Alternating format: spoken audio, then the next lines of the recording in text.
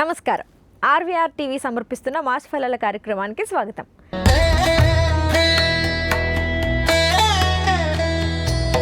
ప్రతి నెల ఏ రాశి వారికి ఎలా ఉంటుంది, గ్రహస్థితులు ఎలాంటి ప్రభావాన్ని చూపిస్తున్నాయి, వాటికి చేసుకోవాల్సిన పరిహారాలు ఏంటి అనేది మనం చెప్పుకుంటున్నాం. ఇప్పుడు మే నెలలో రాశి ఫలాలు ఎలా ఉండిపోతున్నాయి అనేది తెలుసుకుందాం. మనతో పాటు స్టూడియోలో జ్యోతిష్య పండితులు, ఆధ్యాత్మికవేత్త బ్రహ్మశ్రీ డాక్టర్ సివిబి సుబ్రహ్మణ్యం గారు ఉన్నారు. గురువు గారిని అడిగి మాస ఫలాలు తెలుసుకుందాం. నమస్కారం గురువుగారు. నమస్కారం గురువుగారు, మనం ప్రతి నెల ఆ నెలకు సంబంధించినటువంటి మాస ఫలాలను తెలుసుకోవడం జరుగుతుంది. దాంట్లో భాగంగా మే నెలలో ఏ రాశి వాళ్ళకి ఎలా ఉంటుందనేది తెలియజేయండి. కర్కాటక రాశి వారికి మే నెలలో ఎలా ఉండబోతుంది? కర్కాటక రాశి వారికి మనకు ఖర్చులు ఎక్కువ ఉంటాయి. గురుడు వ్యయంలో ఉన్నాడు. వ్యయంలో ఉన్నందువల్ల ఖర్చులు చేస్తారు. కానీ గురుడు కాబట్టి మంచి ఖర్చులు చేస్తారు. సద్వినియోగం అవుతాయి, ఖర్చులు సద్వినియోగం అవుతాయి. అలాగనే వీళ్ళకి వ్యాపారాల్లో మొదటి భాగంలో లాభాలు వస్తాయి, కానీ రెండో భాగంలో కొత్త వాటికి పెట్టుబడి పెడదాం అనుకుంటారు. ఆ విషయంలో చాలా జాగ్రత్తగా ఉండాలి. ఎందుకోసం అంటే బుధుడికి వ్యయస్థానంలో ప్రభావం ఎక్కువగా ఉంటుంది, వ్యయాధిపతి కాబట్టి. ఆ ప్రభావాన్ని మనం తగ్గించుకోవాల్సినటువంటి అవసరం. అంతేకాదు, సుందరమైన వస్తువుల్ని కొనుగోలు చేయడం కోసం అధికంగా ఖర్చులు పెడుతుంటారు. ఇది కూడా శుక్రుడు వ్యయంలో ఉండడం వల్ల జరుగుతూ ఉంటుంది అన్నమాట. అది రెండో భాగంలో జరుగుతూ ఉంటుంది. వృత్తిలో గుర్తింపు లభిస్తుంటుంది.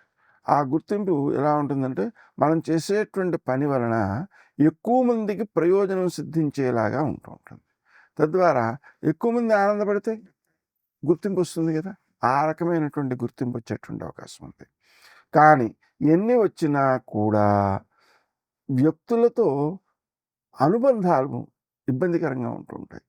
ఎందుకని ఇబ్బందిగా ఉంటాయి అంటే, మాట్లాడేప్పుడు దురుసుగా మాట్లాడడం వల్ల ఇబ్బందులు ఎదురవుతుంటాయి. అందుకని ఇంట్లో కూడా పెద్దవాళ్ళు ఉంటారు, వాళ్ళతో ఎంత గౌరవంతో మాట్లాడాలి దాని గురించి ఆలోచించుకుని గౌరవంతో మాట్లాడాలి. లేకపోయినట్లయితే వాళ్ళతో పట్టింపులు వచ్చేటువంటి అవకాశం ఉంది.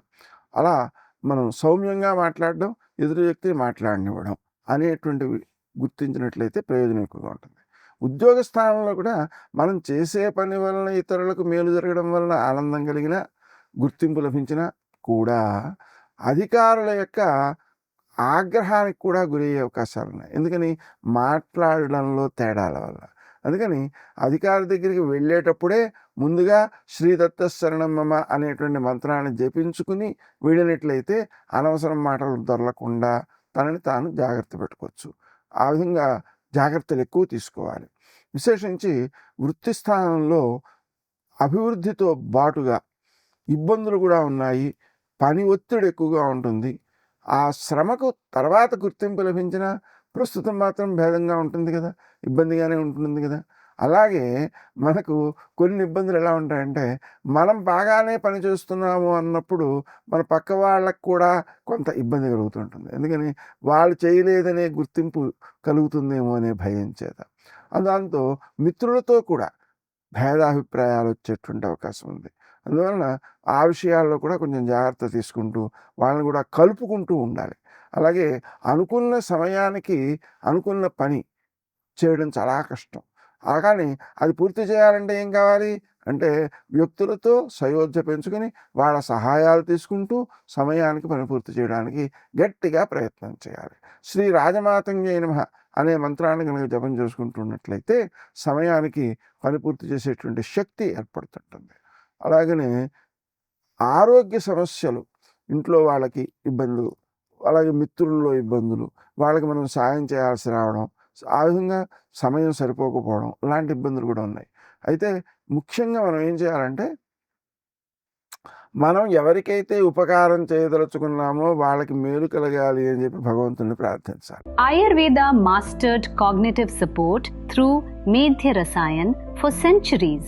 Using 5 premium botanicals for children's and teenagers' unique cognitive needs. Brahmi, Shankhapushpi and Mandukparni calm restlessness, improve memory and support emotional balance, while premium saffron extract reduces ADHD symptoms. This is Relief Sharp, a 100% natural formula with no synthetic chemicals, helps nourish young minds at the neurological level. When your child struggles to focus, every homework session becomes a battle. Don't just manage symptoms, nourish their potential, unlock their brilliance. Live life fullest with relief. అంతేకాకుండా వారికి ఆరోగ్యం కలగాలని వం cream అచ్యుతానంత Govinda అనే మంత్రాన్ని జపిస్తున్నట్లయితే మన ఆరోగ్యం కూడా మేలు జరుగుతుంది. పనుల్లో ఉండేటువంటి ఆలస్యాలు నివారించబడాలంటే మాత్రం తప్పనిసరిగా శ్రీ రాజమాతంగి నమః చేసుకోవాలి. చుట్టూ ఉండే వ్యక్తుల యొక్క సహాయ సహకారాలు తీసుకోవాలి. పనుల్లో వాళ్ళను కూడా ఇన్వాల్వ్ చేయాలి. అప్పుడు మాత్రమే మనం జయించగలుగుతాం. అలాగే నిర్ణయాలు తీసుకునేటప్పుడు ముందు జపం చేసుకోకుండా నిర్ణయాలు తీసుకోకూడదు. దానివల్ల ఏమవుతుంది, తొందరపాటుదనం వలన ఇబ్బందులు ఎదురయ్యేటువంటి అవకాశం ఉంటుంది. అందువల్ల ఏదైనా ఒక నిర్ణయం తీసుకోవాల్సిన అవసరం ఉంది అనుకున్నప్పుడు శ్రీదత్త శరణం మమ అనేటువంటి మంత్రాన్ని జపం చేసుకుని తర్వాత ఆలోచించాలి. అలాగనే మనకు ఖర్చు చేసేటప్పుడు అసలు నిజంగా అవసరమైందే ఖర్చు చేస్తున్నామా అనేటువంటి విషయాన్ని పునరాలోచించుకోవాలి. 2-3 సార్లు ఆలోచన చేసి మిత్రులతో సంప్రదించి, అంటే ఆత్మీయులతో, మనకు మేలు కోరే వాళ్ళతో సంప్రదించి అప్పుడే మాత్రమే ఖర్చు చేయాలి. అలాగనే వివాహాది సంబంధాల విషయాల్లో కూడా మన వాళ్ళని, అంటే మన మేలు కోరే వాళ్ళని తీసుకువెళ్ళి వాళ్ళ చేత మాట్లాడించాలి. అప్పుడేమవుతుందంటే అపార్థాలు రాకుండా ఉంటాయి. అలాగే శాంతంగా వ్యవహరించాలి. సహనం చాలా అవసరం. ఆరోగ్యం విషయంలో మానసిక శారీరక ఆరోగ్యాలు రెండింటినీ కూడా మనం నిలబెట్టుకోవాలి అంటే రుద్రాభిషేకం చేసుకోవడం మంచిది. శివునికి అభిషేకం చేయడం వల్ల ఆరోగ్యం మెరుగవుతుంటుంది. అలాగే వం క్రీం అచ్యుతానంత గోవింద అనేటువంటి మంత్రాన్ని కూడా జపించడం మంచిది. లగ్నాధిపతి చంద్రుడు కావడం వలన అతనికి ప్రీతి కలిగినట్లయితే మనం ఎక్కువ మేలు పొందగలుగుతాం. అందుకని మనం తప్పనిసరిగా ఏం చేయాలి అంటే తెల్ల అక్షతలతో శివుడికి పూజ చేయాలి. వాటిని ఆవులకు పెట్టే ప్రయత్నం చేయాలి. ఆ విధంగా మనం చేసినట్లయితే అభివృద్ధి కలుగుతుంది, ఆరోగ్యం కలుగుతుంది. అలాగనే మనం రోజు కూడా ఆవులకి కాస్త గడ్డి వేస్తుంటే గ్రహదోషాలని అధిగమిస్తాము అని చెప్పారు. అలాగే మనం గణపతి సహస్రం తెల్లవారుజామున వింటూ ఉంటే దానివలన మనకు అన్ని రకాల మేలు కలుగుతుంటుంది. అసాధ్యాలు సుసాధ్యమవుతాయి. ప్రధానంగా విఘ్నాలు తొలగిపోతుంటాయి, ఆలస్యాలు తొలగిపోతుంటాయి. అలాగే శివుణ్ణి మనం ప్రార్థించినట్లయితే మనకు గ్రహదోషాలు నివారించబడతాయి. అలాగే సాయంకాలం వేళ సూర్యాస్తమయం తర్వాత 1:12 దాన్ని ప్రదోష సమయము అంటారు. ఆ ప్రదోష సమయంలో అరుణాచల శివ అరుణాచల శివ రుణహర భవహర అరుణ శివ అనే మంత్రాన్ని జపించుకోవడం వల్ల ఎక్కువ మేలు కలుగుతుంటుంది. అప్పుడు తీరాలంటే రుణమోచక అంగారక స్తోత్రం జపం చేసుకోవాలి. శ్రీ గణేశ రుణంచింది అనే మంత్రాన్ని జపం చేసుకోవాలి. అతి సామాన్యంగా తీర్థయాత్రలు చేయడానికి, గంగా స్నానం చేయడానికి అనుకూలమైనటువంటి సమయంగా కూడా దీన్ని గుర్తించవచ్చు. అలాగే మనకు ఏవైతే భావాలు కలుగుతూ ఉంటాయో ఆ భావాలని అన్నిటినీ వెల్లడి చేయకూడదు. ఎదుటి వ్యక్తులు అపార్థం చేసుకునేటువంటి అంశాలు ఏవైతే ఉన్నాయో వాటి విషయంలో అలాగే మాట్లాడకుండా జాగ్రత్త తీసుకుని ముందుకు వెడుతుండడం చాలా అవసరం అవుతుంటుంది. వృత్తి స్థానంలో మనం చేసేటువంటి ప్రయత్నాలు మొదటి సగభాగంలో బాగానే నెరవేరుతాయి. రెండో సగభాగంలో మాత్రం కొంత కుంటుపడేటువంటి అవకాశం ఉంది. నెగిటివిటీలు అంటే వైరుధ్యాలతో కూడినటువంటి భావోద్రేకాలు కలిగేటువంటి అవకాశం ఉంది. వాటిని జయించుకోవడం కోసం కూడా ఎక్కువ జాగ్రత్త తీసుకోవాలి, శ్రద్ధ తీసుకోవాలి. అంతేకాకుండా ఆరోగ్య విషయంలో తీసుకునేటువంటి శ్రద్ధ ముఖ్యమైనటువంటిది. సమయానికి ఆహారం తీసుకోవాలి. ఉదయం 9 లోపల కడుపు నిండా తినాలి. సాయంకాలం 6-7 లోపులోనే తినడం మంచిది. ఇంకా 5ంటికి తింటే ఇంకా మంచిది. అలా చేసినట్లయితే శరీరారోగ్యం బాగుంటుంది. అలాగే పెరుగు రూపంలో వాడకపోవడం మంచిది. దాన్ని మజ్జిగ రూపంలో వాడినట్లయితే ఆరోగ్యానికి ఎక్కువ మేలు చేస్తూ ఉంటుంది.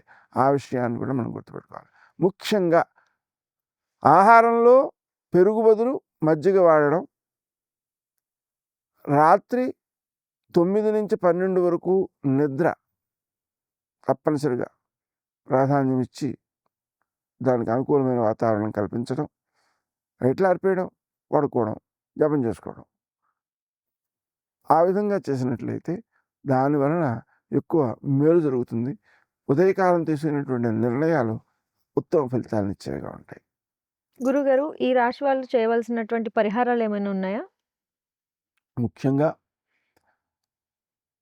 ఆలయంలో ఆంజనేయ స్వామి గుడిలో కానీ, వెంకటేశ్వర స్వామి గుడిలో కానీ ప్రదక్షిణాలు చేయడం ద్వారా గ్రహాలను మనం అనుకూలం చేసుకోవచ్చు. దాంతోపాటు అన్నదానం చేయడం ద్వారా ఆరోగ్యాన్ని పెంపొందించుకోవచ్చు. ఇంకా విశేషించి ఇది వేసవి కాలం కాబట్టి మనకు చలివేంద్రాలను ఉంటాయి. వాటిని మనం ఏర్పాటు చేయగలిగితే చేయడం, లేకపోతే ఏర్పాటు చేసిన వాళ్ళకి కొంత సహాయం చేయడం, అక్కడ సేవా కార్యక్రమంలో పాల్గొనడం, ఇవి చాలా మేలు చేస్తాయి.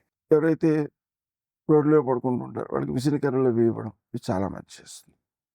గురుగారు, కర్కాటక రాశికి సంబంధించి చాలా చక్కటి విషయాల్ని అందరి కోసం తెలియజేసినందుకు ధన్యవాదాలు. చూసారుగా, మీ రాశిని బట్టి చేసుకోవాల్సిన పరిహారాలు ఏంటి అనేది గురువుగారు చాలా చక్కగా వివరించారు. మీరు కూడా గురువుగారిని ఏదైనా అడగాలి అని అనుకుంటే కమెంట్ బాక్స్లో కమెంట్ చేయండి. అలాగే మన ఆర్వీఆర్ టీవీని లైక్ చేయండి, షేర్ చేయండి, సబ్స్క్రైబ్ చేసుకోండి. నమస్కారం.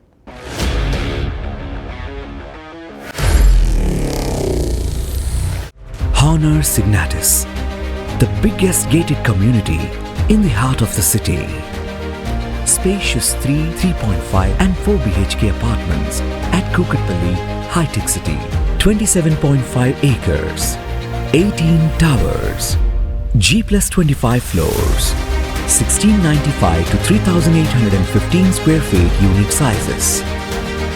For more details, search for Honor Signatus.